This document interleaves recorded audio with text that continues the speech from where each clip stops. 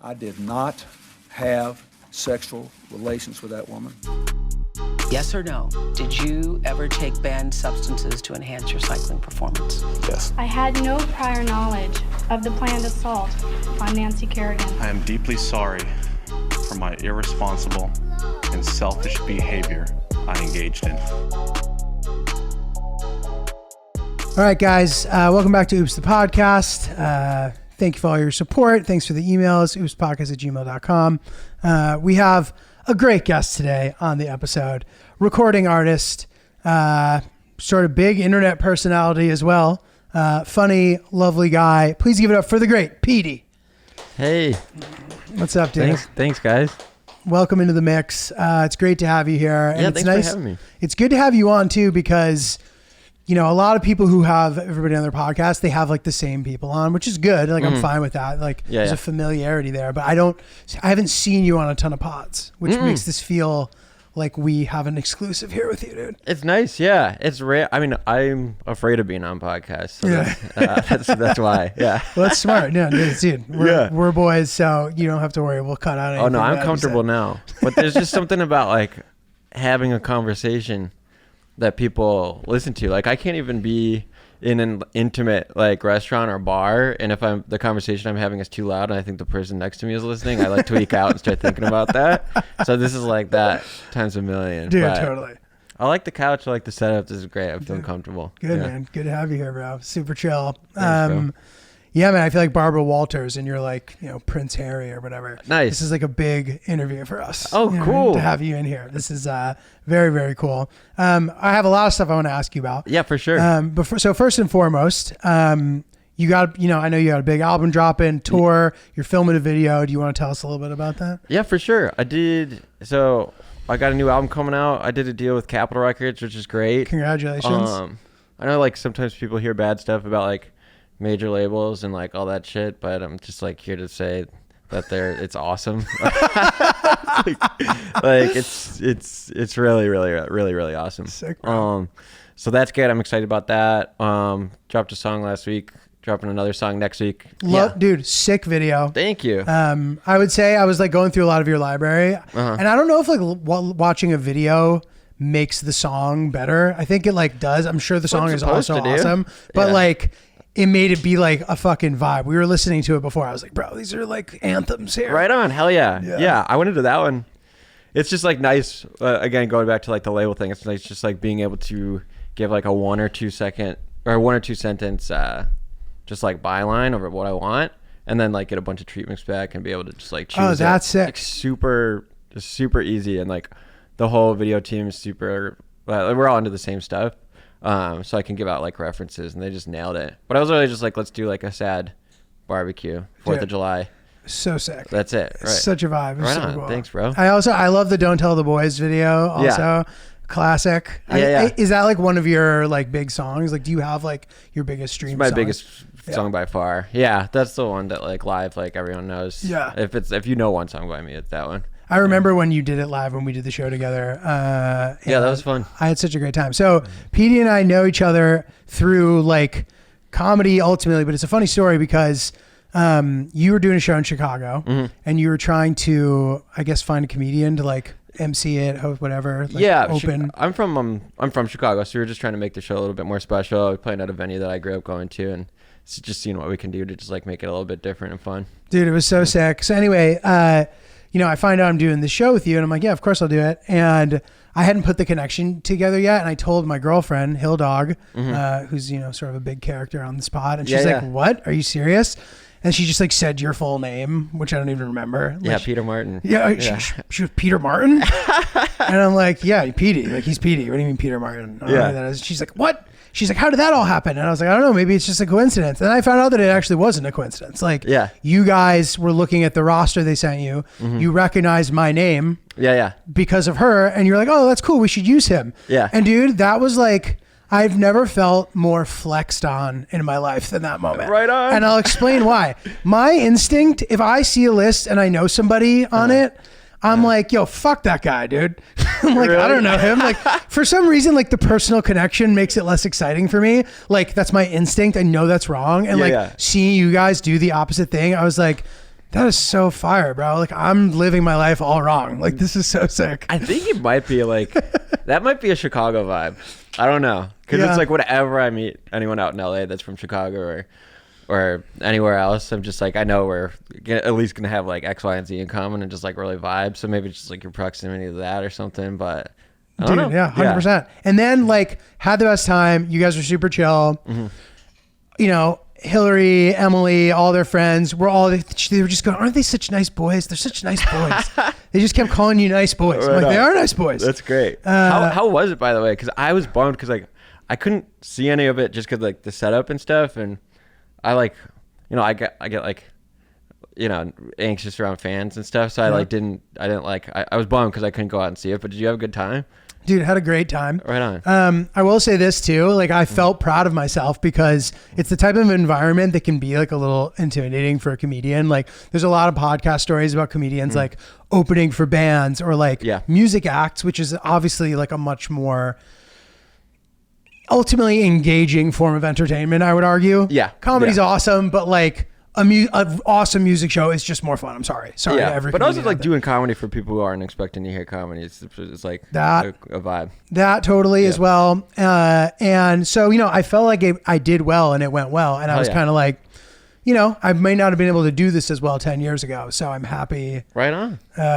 you know, that the gig went well. But I mean, dude, that was sick. And It was fun. It was cool to see your like fucking huge crowd who loved you and were pumped and like, It's great. what a sick thing. Dude. The energy is like super, super high. And Yeah. just like the engagement, it's wild. I feel like we got a very like passionate fan base. Yeah, it's sick, bro. Well, mostly dudes. Dude, but like you to me are like, and you know, the music videos that we're talking about, like there's that fun montage of you guys just like hanging out and doing bullshit, like doing flips, doing push-ups. Oh, the Don't Tell like, the Boys music yeah, video. the Don't Tell the Boys music video. And like, I get why that is like such a, you know, engaging thing for a guy to see. It's like, these dudes being boys, like that's so fun. Yeah, we got just like best friends in the audience just hugging each other. Yeah, Like, dude. I fucking love you, Yeah, bro. yeah. That's the vibe. Dude. Once a year. Absolutely. But I will say, man, you're, you know, the whole thing for me as an onlooker, like I find you to be a really engaging character and presence. Thank you, dude. Yeah, man. I mean that, you know what I mean? And like, I was telling Hillary, I'm like, Petey's really killing it. I'm like, the vibe feels like really consistent and like not forced. You know what I mean? It's easy to like try to manufacture a persona. You seem to wear yours really well. Thanks. Yeah. Which I mean, I think is cool. It's kind of like testament to how late we started doing this. So like, I didn't start doing this until I was like 27 years old or whatever. And like, I'm so glad that like this shit, I'm 31 now. That shit's kind of like popping up now as opposed to when I was like 21 and just like wasn't fully like self-realized. Worldview was all weird. I was doing stupid shit all the time. But this year, I don't know. I feel like starting to do this like in your 30s is just like, it would feel weird to do anything else but just like act yourself. Yeah. I don't know. Yeah. Dude, no, 100%. I agree with that too. And it's interesting because like, you know, if you live some adulthood without doing what you're now doing, a successful, you know, touring musician, artist, whatever, you know, if you're 19 and doing that, if your entire life is just like you having popped off the second you were the legal age to do everything, it must like fuck you up. Oh my God. Yeah. Yeah, for sure. For sure. Yeah, I would have tweeted something real dumb. Probably wouldn't have a career. You know, just like, it's just, I don't know. I'm very glad. Yeah, 100%. I'm very glad, but it's great. Yeah, it's going well. It definitely just feels like we're just fully doing our own thing, and everyone's receptive to it in such a great way. Sick, dude. Yeah. Well, I think that I don't know the specifics obviously, but I've always wondered about your sort of like origin story in general. So like, thanks for alluding to that because it make it easier to talk about this. But like, so what were you doing before? I was in LA, just working like minimum wage jobs, hopping around. I never had any idea of like what. I was just confused as hell for like 8 years. But hopping around, so I had like 3 jobs that I stayed at for like 3 years each. Doing what kind of stuff? First job I sold like organic dog food For a Like door to door? No, at a retail center. Okay. A super fancy place in LA called Just Food for Dogs. Oh, sick. Where they had like an in-house kitchen. So basically the whole business model is they're making like human grade food. Like they're just like cooking chicken and rice. It's like TLC or like some shopping QVC, but like for dogs. Yeah, and there's a full crazy. kitchen. It's an open kitchen. It's like fully staffed with like cooks and everything. And then I just worked at the retail center. I didn't have a dog, and like I like dogs, but it's not like totally my thing. I've never like I didn't like own one or anything, so I actually had to lie and say that I owned a dog just to get the job. It was so weird. I was just like moved to LA without a job, was freaking out, and 5 days later I forget who I found out about it through, but it's just like, you should go to the apply dog for this. store. I did it. I got the job. I have no idea how. And then I worked there for like a year and a half because I had insane just like imposter syndrome. I felt like I was just lying to people all day. I didn't really like, I don't know, I couldn't, it was just really weird. But then I left that job and started working at a sock factory, or it was like a startup that was like made like athletic socks, and that was in Gardena. So I was like pressing the artwork on like the sublimation press nice. into the socks. Sick, dude. So I loved that job, but it only paid $10 an hour, and I didn't get health insurance. And I was like huffing and fumes all day, so it was like dangerous. Yeah. But it was like an ideal. Nice, dude. It was an ideal job for me because I love repetitive tasks. I don't like dealing with people. I don't like disappointing bosses, like all that stuff. It was like I never wanted to be like a waiter because I couldn't deal with like the variables of just like people coming in and acting nuts and everything. Totally.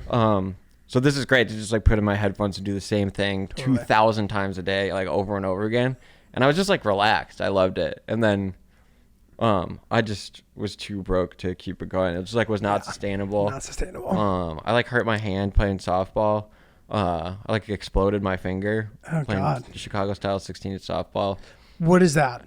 Chicago style softball, but it's 16-inch, so you play with no glove. So it's a ball that's like sort of like, Oh, God. I think it's like made out of leather, maybe It's just like a boulder? Like, or like pleather or something, and it's like sewed together, but it's a little bit softer than. got it. And then So you can catch it with you your can hands. catch it with your hands, and you're not supposed to play with gloves. But we joined a league in Manhattan Beach, so we were playing and we were terrible, but we had like a big ego thing about the no gloves. So we're just like, we're not using gloves. Every team we played was using gloves. What kind of gloves? Like A normal softball like glove. Okay. So I mean, you can catch it. It's harder than like playing like normal softball, but we were like staunch, like we're not wearing gloves. Like like 3 of the guys were from Chicago, like really good athletes, and they were super intense about it.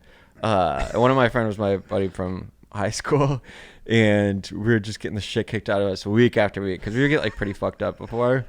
And I was in the outfield, and we just couldn't win. And my buddy was getting like so pissed off, like way too into it, like for not being not being in school, or like it's like, dude, this is intramural. Does not matter. Yeah. Does not matter at all. And so everything was going wrong. I just get a line drive to the outfield, and it hits my pinky. And I was just so scared of getting yelled at by my teammates that I like didn't think. I just reflexively like picked up the ball and just like threw it in whatever direction. And I was like, whew.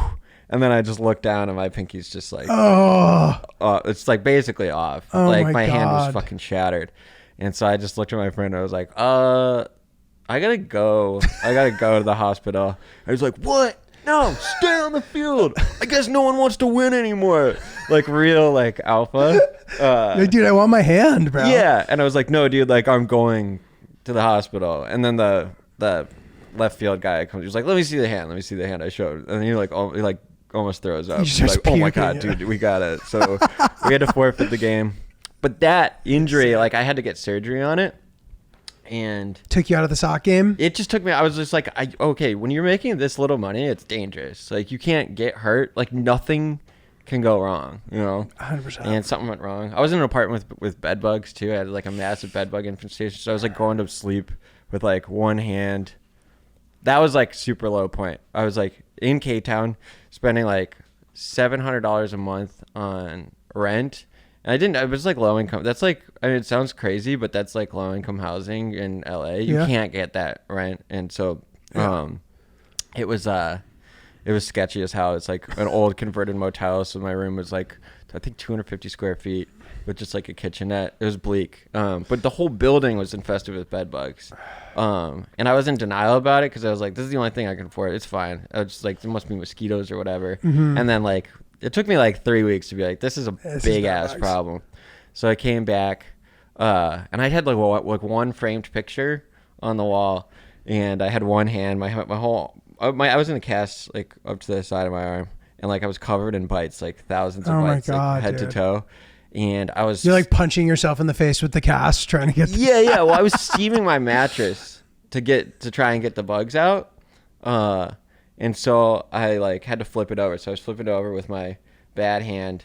I pushed it up. It hits a huge picture off my wall. The glass just shatters everywhere. And then I'm just sitting there in like a ton of broken glass with like this mattress and steamer in my broken hand being like, this is bad. Yeah, like, dude, I could end sucks. this right now, bro. Oh yeah. Take a big piece of glass. That would do the trick. Yeah, sure. but I was just like, I just can't fucking do this. Damn, bro. So I had that same friend left that company to go work at a talent agency called ICM Partners.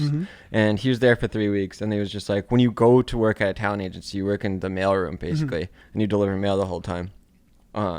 I knew that I didn't have like the school credentials to get a job like that because they take like a lot of like Ivy League kids and like Northwestern and shit. Oh, interesting. And I was just that's not me. So, but he was like, but the mailroom operator, the guy who's been there for 30 years, just running the mailroom, needs an assistant.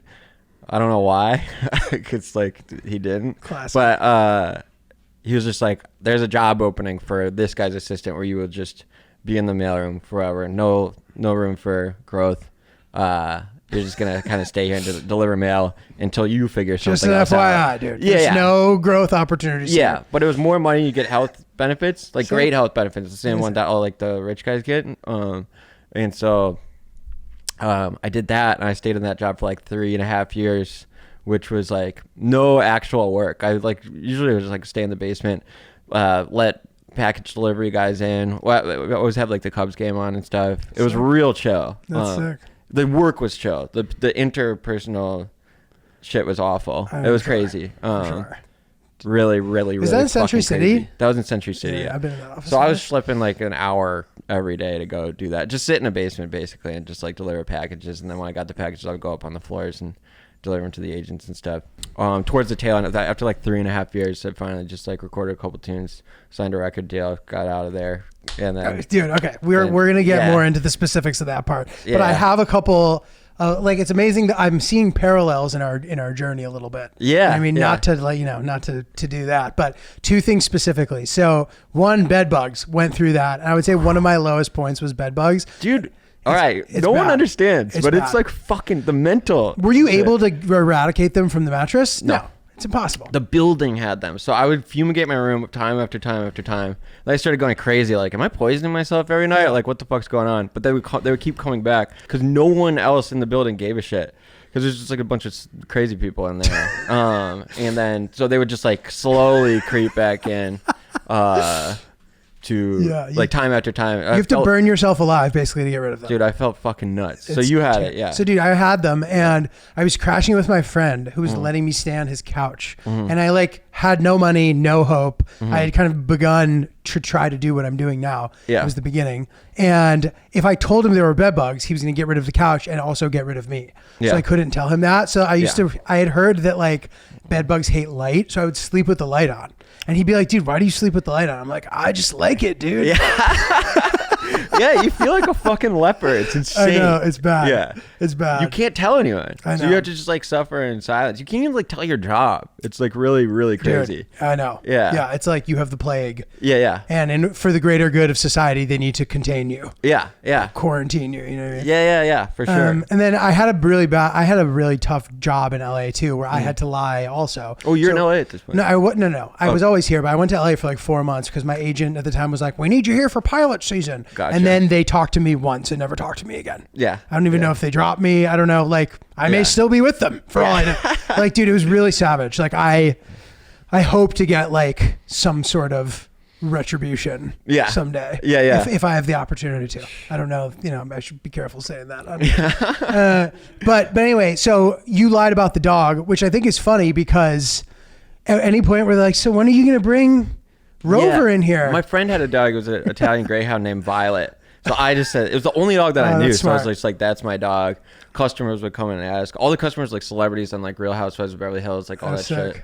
And so I would like develop a rapport with these people and have a fake life where I had a fake dog. That and is where like, this is Violet. To have this job, you had to be like a canine nutrition like expert. You had to like live and breathe it. That's how like, it was like really, they were like so fucking intense about it. It was like run by a veterinarian. Like all the partners were like, it's so funny. vets. You were just capping hard, dude. You're just have this web of lies. Hey, but I was fucking good at it too. Like everyone around me was getting fired like left and right. And you I were was just the only one who could like crushing it. hang on to this thing. Dude, I think that's so funny. for as like low functioning as I feel that I am in the normal workforce, when I get a job, not necessarily a hard job, but like when I get a job, I do it well. I like really, really, really try. Like, because I just like hate it when I hate getting in trouble. I hate when people are mad at me. So I like make it a huge effort to like just like be the best employee I can, regardless of like what it is. But yeah, it was fucking nuts, dude. Yeah. I just picture them like asking you like a series of questions about Violet until like you're in a corner. You're like, well, the chef's carving up some pheasant. You don't want to miss that. Yeah. You had to. They had a huge. So they kept all the frozen food in a giant walk-in freezer. That was like, I think it was literally 0 degrees. You'd have to put on hats and mittens to like organize like the freezer closet, make sure like all the new inventory was like closed. But like whenever there was like people that I'd like get myself into like caught in a lie or like sort of like freak out, I would always just like, yeah, I gotta go in like the fridge real quick and just like literally no coat in there, like go in the fridge, do some like cryotherapy and just like stay in there. But yeah, Dude, I got frostbite in cryotherapy one time. Did you really? Yeah, on my lip. Oh, and damn. It was before I was filming something too. It was like potentially, I forget specifically what it was, but I think it was like maybe the biggest thing of my career potentially. Damn. And I was like, I'm gonna look hot. I went to face gym to like try to look chiseled. Yeah. I don't do this shit normally, but I'm like, I'm gonna go to cryotherapy too. And I went and I stayed in for too long and I got like a burn on my lip. Oh my that God. like looked fucked up. And I was like, fuck. So like we had to like cover it up and shit. But dude, So that's not cold water. That's just cold air. cold, like I was in the shit for too long. Wow. They like let me go for too long, I think, dude. Damn. It's fucked up. But yeah, cryotherapy. It's dangerous out there, man. Yeah. It's- Well, dude. being hot is dangerous. I know it is. You gotta be careful, bro. Extreme weather, dude. You know. Yeah. But I had a job in LA where I had to lie too because it was a PA job. Mm-hmm. And dude, listen to this. This is crazy. So I had hit a thing out there where I was out of money. Mm-hmm. I needed a job. I didn't know what to do. A friend of mine let me sub for him when he couldn't make it at this PA job. So basically, and I didn't have a car and I couldn't afford to Uber there. So they had an extra bike that the seat was too low. And for whatever reason, I didn't think I should pay the $25 to go get the seat adjusted. So I'm like riding this bike, like bow-legged, you know, clearly not good for me. Yeah. And I was biking from Echo Park to Mar Vista Oh, Jesus. Whoa. every day. Is that even possible? Dude, I know. Yeah. People are like, what are you talking about? Like, yeah, every day, bro. And I had to be there by 7 a.m. I would leave super early. And then I would have to get coffee and shit. And I'd have to get all this stuff, but I didn't have a car. Oh, my God. So I'd be like, have a case of water on my shoulder. And they'd be like, why does it take you so long? I'm like, oh, there was a long line. Like, I'm just lying. Yeah, like, yeah. I have the Starbucks thing in the basket. I'm carrying as much shit as I can in my backpack. I'm making multiple trips. Yeah. And then like the last day, somebody saw me like biking and they told everybody. But then they were like, dude, you're the GOAT. Yeah. They're like, Yeah. I mean, that's so impressive. That's insane. Not Yeah. trying to brag, but I needed the job really bad, dude. Yeah, for sure. And like all these comedians who were like my peers were like guests on the show, and I was like cutting the bagels and shit, Yeah. which I was okay with. But like, you know, you build character fucking out here grinding and So shit, this is you in know? your like you're doing like is this in like your open mic space? Dude, no. This is like, this is probably 7 or 8 years ago. So like past open mics phase, like I'd had some success already. I think that's the thing that's interesting about this, you know, creative career sometimes is that you can have like big moments and then like be back down pretty low. Wow. I would argue that over time, the lows get less low. Yeah. You know what I mean? Yeah. As you establish the foundation or whatever. That was my experience at least. So, you know, I was at this point, I'd been doing comedy probably 8 years. But anyway. Yeah. That's pretty much. I mean, I have one friend that's a comedian. It's kind of wild. He had the same job as I did in the mailroom. So we were like, after like 2 years they hired another person. Who is it? There's a comedian named Will Sennett. Okay. He does like stuff on TikTok and Sick. Instagram too, but he also does a bunch of stand-up comedy and other shit. Love it. He's the funniest guy I've ever met. He's I hope to meet him. Yeah, he's fucking awesome. But when we were working together, he was doing the mics, the 2 mics a night thing. Yeah. And that grind is like so much harder than any other creative endeavor that I've ever been privy to. Maybe just because it sounds like my nightmare, like just that process. But yeah, bad, dude, yeah. fuck that. It's That is- especially bad in LA too. Yeah. I've heard that like the open mic crowd is like more apathetic than what an already apathetic open mic which is crowd other would be like. comedians, right? Or For the most part, but here it wasn't like horrible, but also because here you could do like 5 in a night if you want. Yeah. There you can't. oh no, he was schlepping from like Burbank to Santa Exactly. Monica in the same night. Like, Exactly. So yeah. that's sort of the knock on trying to do comedy in LA is that it's harder to get like the volume. Oh yeah, I mean, and he would be up till 2 a.m. and Nothing to show for it. Like don't Yeah. even know if the jokes work because there isn't a real crowd there. but it made me feel like insecure because I was like, oh my god, this dude who's like my peer is like grinding it out. Like, what the fuck am I doing? I'm just going home, and that's it. I know I'm trying to do something. I don't know what it is yet, but I'm not doing that. Right, Yeah, yeah. but he's just like a great example of someone like put his head down, like did Yeah. the thing, Totally. and then it worked. You gotta do it. Yeah. Yeah. Trust the process, bro. Yeah, I guess. Guys, I don't know about you, but I've always sort of been concerned about my general hair health. Since I was a kid, I remember everybody in my family telling me, they're like, you're going to lose your hair. Your mom's side of the family, a lot of the men lost their hair. Like, you're going to lose your hair. So my entire life, I was anticipating hair loss occurring. And thus far, I've been pretty good, but I've always been on top of my hair routine. You know what I mean? And I like the idea of sort of promoting hair health. And that's why we're excited to announce new partnership that we have with Nutrafol. Nutrafol. Yep. Because, if you're tired of dealing with thinning, Nutrafol is here to help. They have multiple clinically tested supplements specifically formulated to support hair growth in men and women. They use science-backed ingredients to target root causes of thinning hair to promote healthy hair growth. We love healthy hair growth over here. You know what I'm talking about?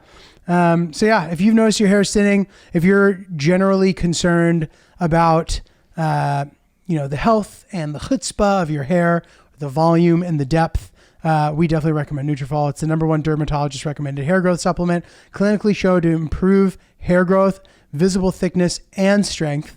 I've really enjoyed using some of their products. And beyond that, if you're concerned about, weak or thinning hair, you're starting to see your scalp a little bit, it makes you insecure. 72% of men saw more scalp coverage after taking Nutrafol men's hair growth supplement for 6 months, and 86% of women saw improved hair growth after taking Nutrafol women's hair growth supplement for 6 months. I know this can be a sensitive subject, but it doesn't have to be. There's products out there that can really help you with your journey. So we recommend checking out Nutrafol. Take the first step to visibly thicker, healthier hair. For a limited time, Nutrafol is offering our listeners $10 off of your first month subscription and free shipping when you go to Nutrafol.com and enter promo code OOPS. Find out why over 4,000 healthcare professionals recommend Nutrafol for healthier hair. Nutrafol.com, spelled Nutrafol.com, promo code OOPS. That's Nutrafol.com, promo code OOPS. At what point did you learn how to sing? I don't know. I think like I'd always played drums, and I knew how to play like every other instrument and stuff. You sing really well, by the way. Thank you, dude. I've been impressed Yeah. by your range. Thanks, man. Yeah, I think I had like instrumental tracks like ready to go, and I sort of like burned them onto a CD, put it in my car when I go to work, and then just like write the song by like singing super loud, because there's like no other place where I could like sing super loud except for my car. And then I was kind of like, this is good enough. This will work. But dude, and I've seen you live too. Like you sing well, dude. I got way better by the time that you saw Got me it. live. I think it's been like a nice steady. Of just like practicing. Did you go to like a coach? No, but it's mainly just like after playing a bunch of shows, the main thing is stamina. So I think it's just like learning, just like when to go super hard, when to take it easy, when to like not, what nights to like not go for, Not certain to burn it things, all the and way it's just down. like it's all about like burnout, and if you can like keep a relatively relaxed vibe, then that's when I feel like I have a good vocal night. Sick. But yeah, it's definitely getting better just through learning. And I got in-ear monitors too, which really help. Oh, interesting. What does that do? It just like isolates your vibe. Like I get like super nervous in front of crowds and stuff, and so you can have like a normal monitor, which is just like the music sort of like blasting in your direction from a speaker.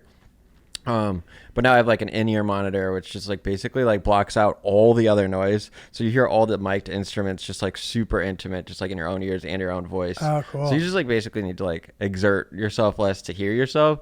So that kind of changed everything. And I couldn't hear anyone in the crowd, which was like super good for me. So is that like because I always see people doing that. Yeah. Is that what they have in there? Yeah. Oh, yeah. I always thought it was like earplugs from the like drums or all the noise. No. Interesting. So, but it does both. It protects your ears and like everything. But that was like a game changer. But yeah. So when you're singing in the car and shit, did you ever think like I want to like be a recording artist, like singer and make songs? I was like, I have these 2 songs and I know they're good. I think that's been like the super like something that like made it work how it did is like, you know, I wasn't always like crushing it, or I never really like believed in myself from like I don't know, just like making money standpoint, but I've always like known exactly what I wanted out of my creative stuff, and I can like listen back to something and be like, oh, this is really good and people are gonna like this. I can be like super confident about that. So I like had 2 songs and sort of immediately I was like, oh, this is gonna be dope. I can probably sign like a small indie deal and like quit this job because sick. of this. Oh, and that's sick. what ended up happening, which is cool. That's crazy. Yeah. Damn, bro, that's wild. That just like fucked me up a little bit. I don't know that I have that. I sort of do, but like I always say this, like I generally believe in myself, but then like specifically I don't. Yeah. So like I'm like I believe in myself, but then they're like, all right, go do that, and I'm like, fuck, can I do this specifically? But I'm like, all right, I'm gonna try anyway. Like whatever, take an L if I have to. Yeah. And then sometimes I'll go back and forth, which is also what I want to ask you about. So. Do you have specific songs that you like the most? Does it change depending on the time? It changes depending on the time. I mean, I like, because now that like a big part of my job is like touring, I like the songs that are more fun to play live. So I model my entire new record off of just like my experience touring, what songs were super fun, what songs weren't. That's and cool. I like took the super fun ones and was just like, all right, we're going to just like make the new record all that. Because this is going to be such a big part of like how I spend my time. It might as well be fun every night. Dude, hell yeah. Yeah, so it's great. That's sick. It's really fun. But yeah, Apple TV remote off my first record was the first song that I wrote and recorded. And yeah, as soon as I got like the first cut back of that, I was like, oh, something's gonna happen. And it didn't like blow up. That was your anything. first song. Yeah. And then where'd you post it? Like, did you have a social media presence We yet? posted on Spotify, and and then Will like DM'd the label that we ended up working with. It's like, hey, listen to this. It was real old school in a way that like doesn't happen a lot, I feel like. You guys just sent it to someone? Yeah. And they're like down. And then it was pretty like, yeah, we were like talking to a few other people, but. Is that how this happened? So Petey's manager is his boy. Yeah. Who's here. Yeah. And you know, I am a big proponent of the have your boy as your manager model. Yeah. Yeah. It's someone who will try, which is the most important part. Trying is the most important part. Yeah. And then obviously, you know, all the other stuff that goes along with it. But this appears to have worked out well for you guys. Yeah, it was great. So I came home. We get together every year for his birthday at like a dive bar in Northfield. Cool. And so we do that like every year. And then he dropped me off and I showed him the songs when he was driving me home. And then like 3 weeks later, he called me and he wanted to move out to LA anyway. So he was just like, can we try and like do something with this? Sick, dude. Let's just try. Cause he knew I had like sort of a propensity to just like, I don't know, not try. Interesting. So that was just like super motivating. And then he like came up with like sort of a little like spiel, like, what do you need? You know, like, what do you think what does it look like to you for this to like work over like the next year? And we came up with a super easy attainable list. Were you able to like manufacture that list easily? Yeah. Yeah. It was all like money driven. It was just like, if I'm going to record music in this way, I need money. How do we make money? Sign a little record deal. Do that. It doesn't need to be much, but a lot of like our goals have been like, all right, let's make like X amount of money by this time so that we can just keep doing this thing. Yeah. Dude, Which is nice. It's like feels like almost like kind of like pure in that way. It's just like, yeah, we just want to get paid and do the shit that we do best to do it. Yeah. But yeah, so we signed that deal and then COVID happened right away. And that's when all the TikTok stuff blew up. So yeah, so I was going to ask about that. So you're a funny guy too. Oh, I mean, your Instagram is like pretty legendary. And you know, I see a lot of people trying to do videos where they are everyone in the video. And it's like it's clearly not easy to do because it's very obvious the ones that are bad versus the ones that are good. And it's hard to put your finger on what differentiates those things. Yeah. Yeah. You know what I mean? Yeah. It's hard to know what differentiates us from, I think it's just Will editing it, honestly. Like having the person who's not in it doing the editing, I think just like adds like an ethereal and like kind of fucked up, but you don't know why vibe to the entire thing. Yeah. I understand. And yeah, I think that's just like where we kind of hit the sweet spot with it. So what made you start doing that? Just because there's nothing else to do? There's nothing else to do. Yeah. So you guys like, let's make some funny fucking videos, whatever. Yeah. We were putting out music but couldn't play shows. We weren't doing anything. We were just like hanging out in the backyard. The label at the time was just like, you should do TikTok stuff. And we were like, all right. I had a skit ready like on my phone that I had like written out for whatever reason, like 3 years ago. And when Will described to me what TikTok was and just like how the vibe of the whole thing is just like you don't have to have followers for people to see your shit. To pop, yeah. I was like, oh, this is kind of like the thing that I've been waiting for to try something like this out. Because like comedy is so embarrassing when it does, you know what I mean? When it doesn't work and like putting yourself out there and like, I was like, oh, this is like, it's either anonymous or when it's not anonymous, it means that like 2 million people saw it. So, but that like means it was good at least. Yeah. So you don't have to embarrass yourself by like trying to build up. Yeah, exactly. You know what I mean? So it's like either 0 people see it or 2 million people see it. We put out the video, 2 million people saw it. And then we're like, all right, let's just keep doing that. And we just kept doing that. We've never really switched it up. How many videos did it take for that to happen? One. The first one. Right? Yeah. God damn it, dude. Yeah. Okay.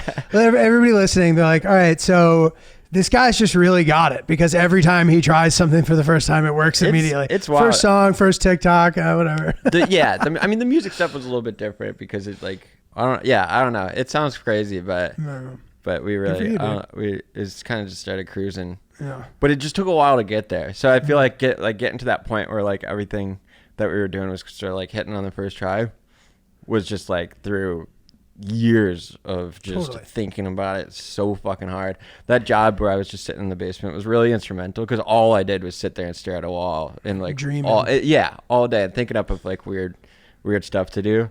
And I didn't do it until I was like, So music was one of the main things of those thoughts where you're like, oh, that would be fun to do music or whatever. Yeah. Sick, dude. Mm-hmm. That's very cool. It's funny. To your point, man, like there's something interesting and liberating about an algorithm model like that where it's like everybody looks at the For You page anyway. So like it doesn't even matter what you're posting. You could post like a bunch of garbage and then if you have some shit that pops off, then you can like refine it a little more or whatever. And then just do that. Yeah. So like I like, Instagram sort of, and maybe it's becoming more like that, but like, traditionally it was one of those things where like you start with not that many followers and then you get a bunch. And like I would get really insecure and self-conscious because I know what it would feel like to observe people who were trying to get their shit to pop off, but it was embarrassing. Yeah, for sure. It's like, bro, like, people who are like showing off their bodies and shit, but like only getting 6 likes, like that's embarrassing. But then you get 65,000 likes and all of a sudden everybody's like, oh, I know this person. Yeah. They used to shit on you and now they're like, are bragging about you. Yeah. And that doesn't make you like ego-y or like, or anything. That's just like a total human nature response, like all that stuff. And anyone's lying if they're not feeling the same way. Yeah. But now Instagram is TikTok. So I'll post the shit on Instagram first. Just because having Instagram followers is way more like equitable from a money making standpoint than TikTok followers. Interesting. Yeah. Interesting. Yeah. Dude, it's always interesting to hear all this shit. I remember Will was telling me a bunch of stuff when we did the show where I was kind of like, oh fuck, like I wrote it all down. I'm like, this is good. Yeah. Good nuggets, dude. Yeah. This is fucking good shit. Guys, I don't know about you. I have been very much thinking about the mortality of the planet, which is sort of a even more stressful thought process than one's own mortality in a way. And I've been trying to kind of do my part to live a healthier, more sustainable lifestyle. And And a great place to start with that, if you're having similar feelings, is Reboot Eco. What a great marketplace for all sorts of cool, sustainable products, whether it's for skincare or even cleaning products for the house.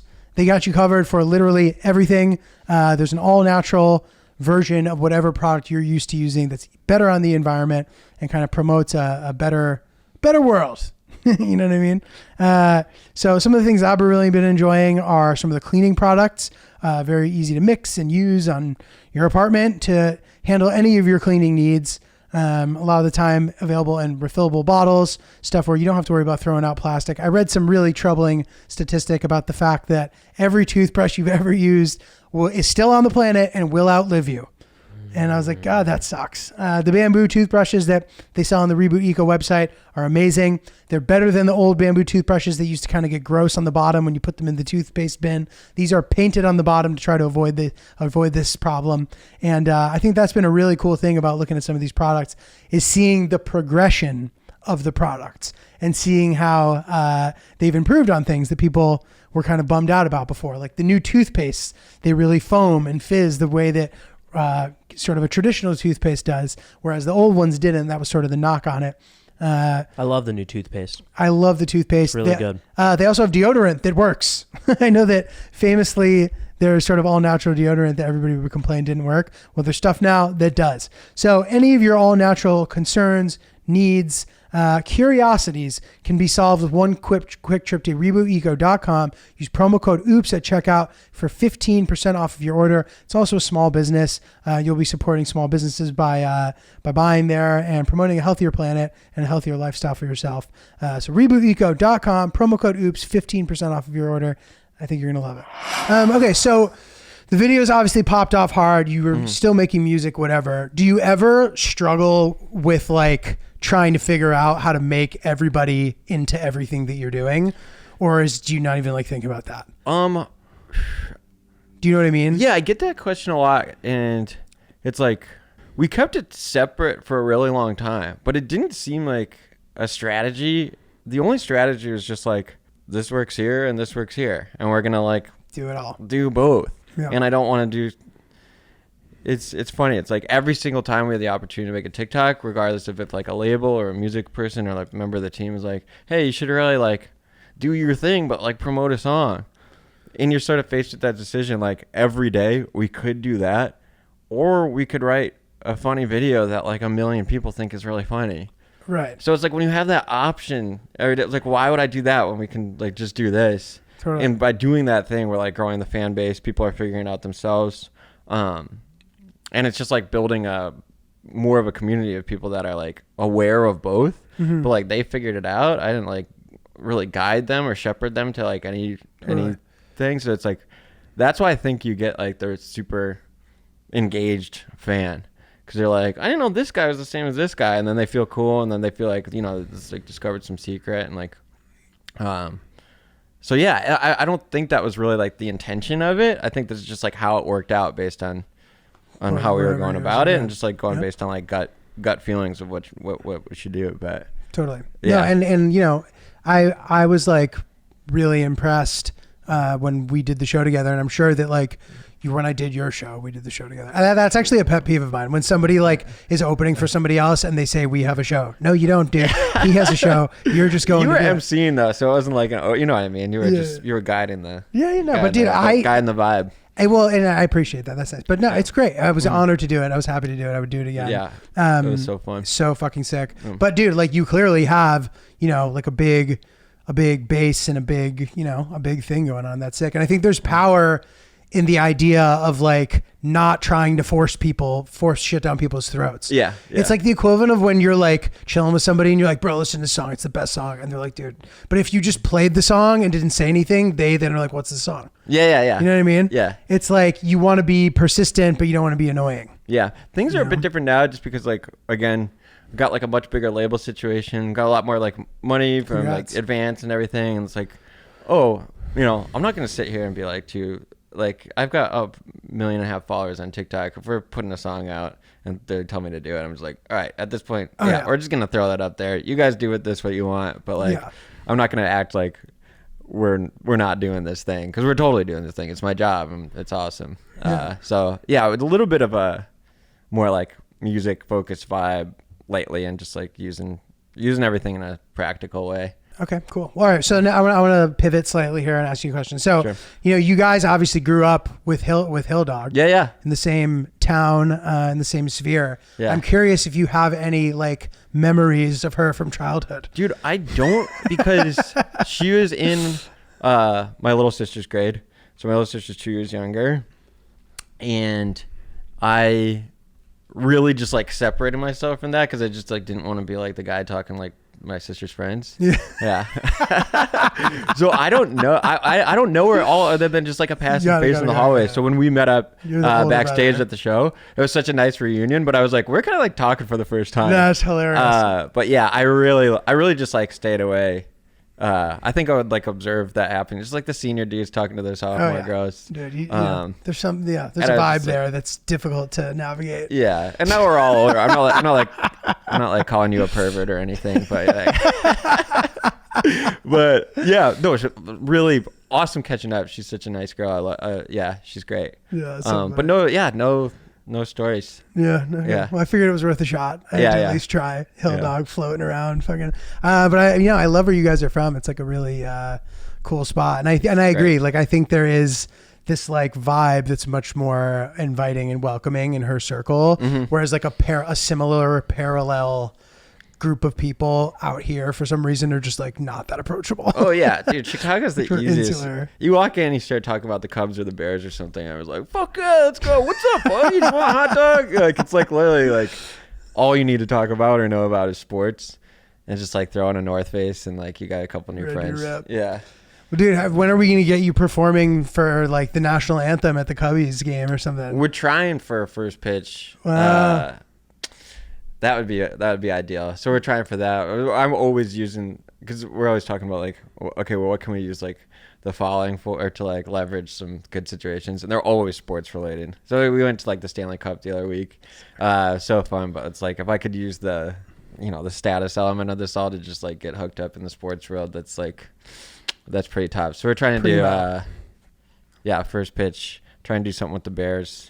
Talking to like all the social media coordinators, it's great. Amazing. It's fire. But yeah. Dude. Well, hopefully soon. I don't want to sing the national anthem. I just want to throw out the first pitch. What if they ask you to? I would say no. Yeah. Shit. Oh fuck no. Yeah. That's Just- a hard song to sing. Yeah. That would not be good for anyone.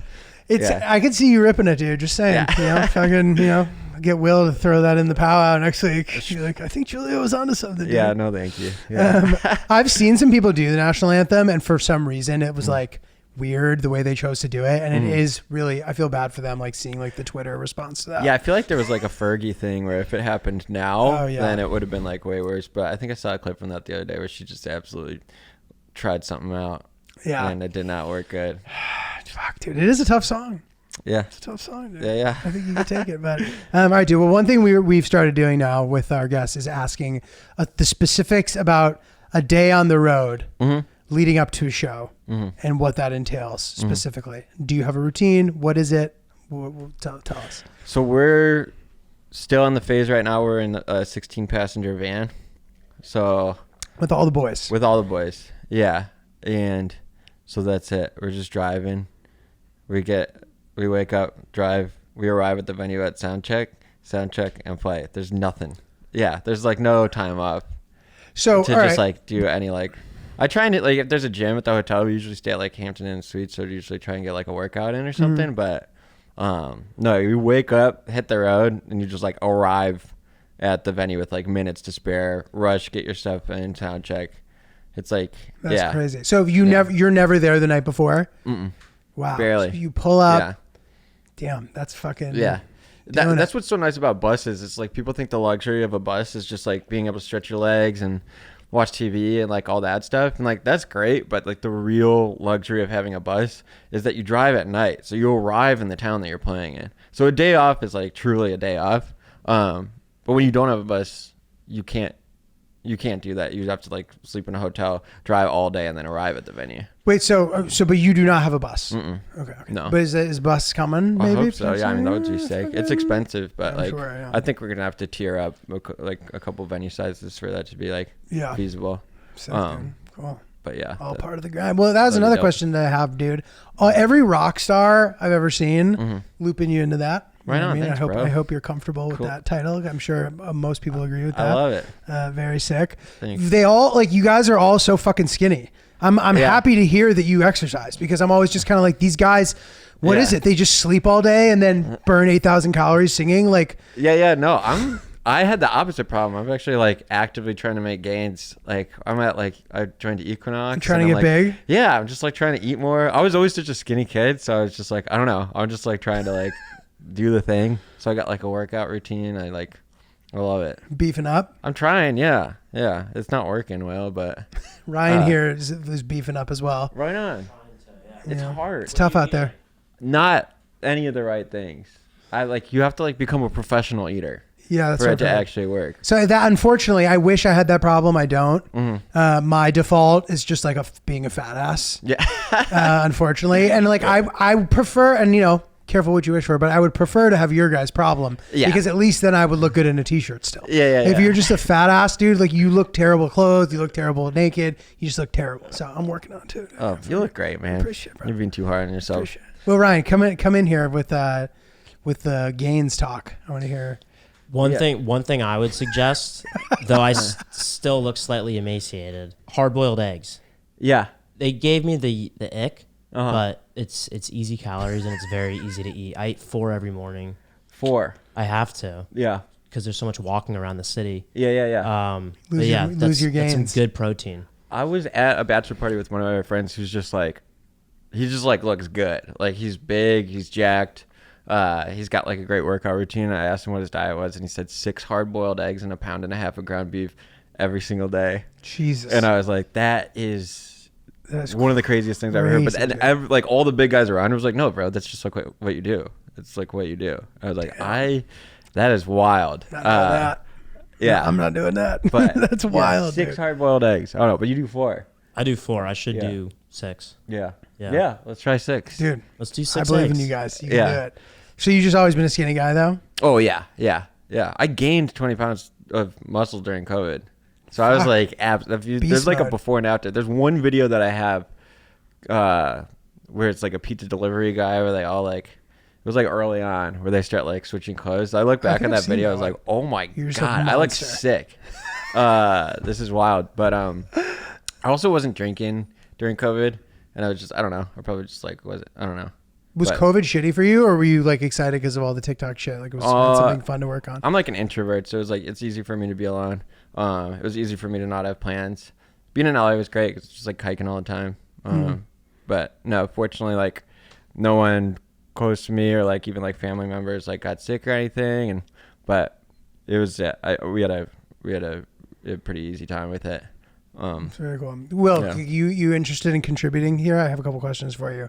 You don't have to, but get in here. Okay. So I'm listening to your story and I'm like, this is really cool. Like whatever. Like you to me fit the mold of a guy who ends up doing well in art. Cause like you kind of just did things your way. Yeah. It would have potentially been easy to criticize that way until it's worked out for you, right? Yeah, totally. You're making socks, you're fucking doing whatever, lying about dogs. You're just kind of living life and whatever. And Will, did you like see something in him where you're like, this guy's a fucking star, obviously, like whatever. Like what was that thought process? Like how were you able to look beyond, okay, but this guy makes socks, like he can't possibly you know what I mean? Seriously. Like was there ever that thought? Yeah, I just trying to fuck with my friend, I guess, like mess with him. No, Pete was always like a good musician and to be I had a good job, but I was getting bored and Pete showed me Apple TV remote in California, and like you said, I just like Thought it was awesome. was like, you know what, we gotta fucking do this. It was like an itch I wanted to scratch. I didn't know anything about music. I think you knew that. But just wanted to try it really. It's really I cool. don't know. The TikTok stuff, that was the weirder thing. Him not knowing about music was a strength because we weren't informed by like any like Right. normal ways of going about shit. So it was actually like awesome. He worked in like startups and stuff, so it was like I don't know. We just like kind of like adopted that mentality and Totally. like. And that makes sense. Like, with it. Yeah. there's something to that. It's like, okay, you can go buy this fucking archaic model that was like on the outs, or you'd be like, all right, like fresh eyes, fresh perspective. What do we do? Yeah. He knows how to sell shit, obviously, with Yeah. whatever stuff he was doing before, apparently. He just knows how to get people hyped on shit. Get people Where hyped. it's just like people are like walking, like just starting out and like wondering how to build the team or whatever. Or like get a manager, and like if nothing else, like your manager should just be like out there just like hyping you up, and just like so it's like now instead of like me telling everyone that I meet what I do, there's just another person telling everyone he meets what we do, you know, and that's twice as many people.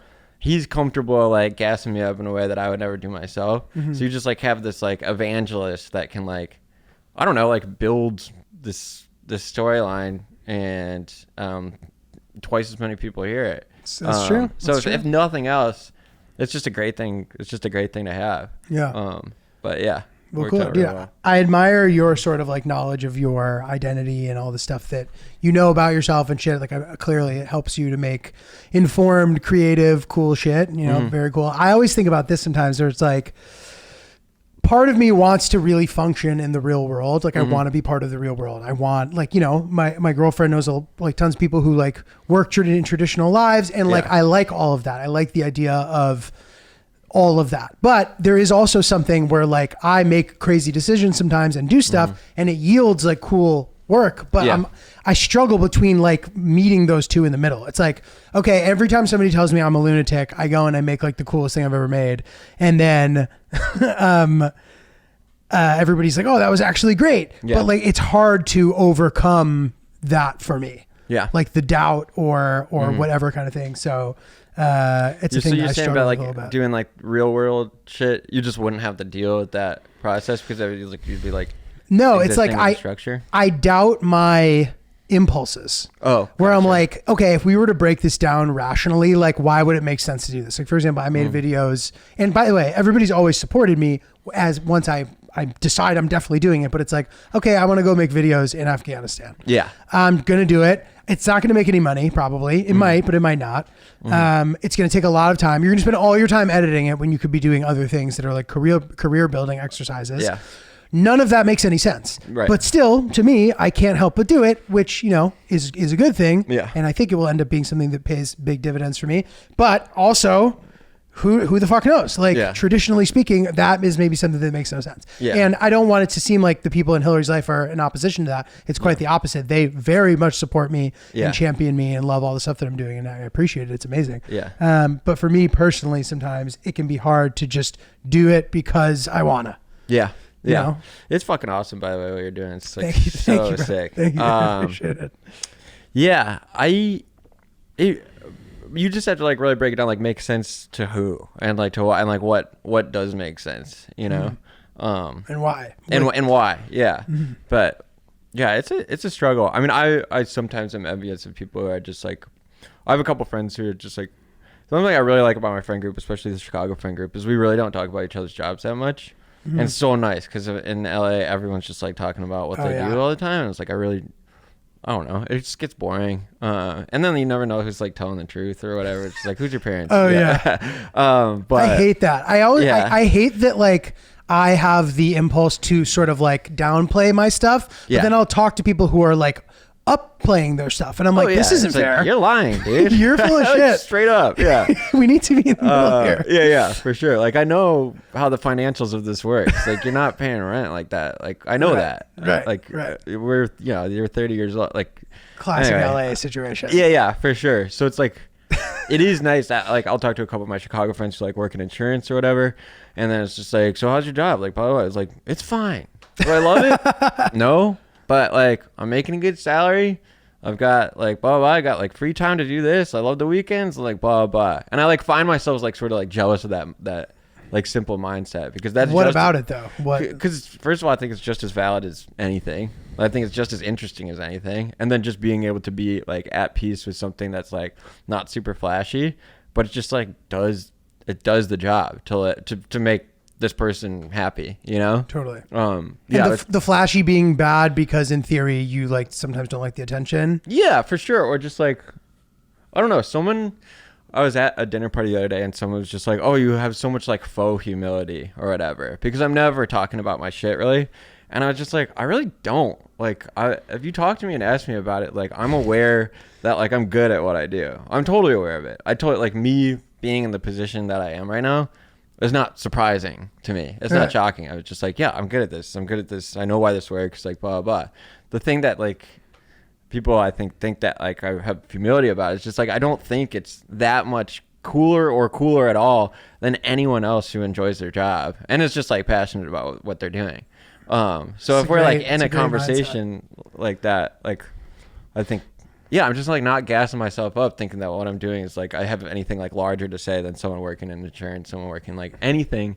If they're like achieving, if they're happy and they're not miserable, you know, and just like complaining about shit all the time. But well, dude, it's funny because I know what you mean. The faux humility thing, like I've experienced that in LA before, where like you'll meet somebody and you're like, this guy's the greatest, most helpful, most attentive guy. He's asked me questions about me. Like, but then like that guy has clearly thought and created his persona. At length. He's like, I'm going to be the elusive guy. I'm going to be really cool when they're there, but then they're not going to be able to get in touch with me. I'm never going to respond. I'm not really about that life. So I could see why somebody would accuse you of that because you are a pretty easygoing guy. And they're like, oh, he must be like a closeted, like, you know, malignant narcissist.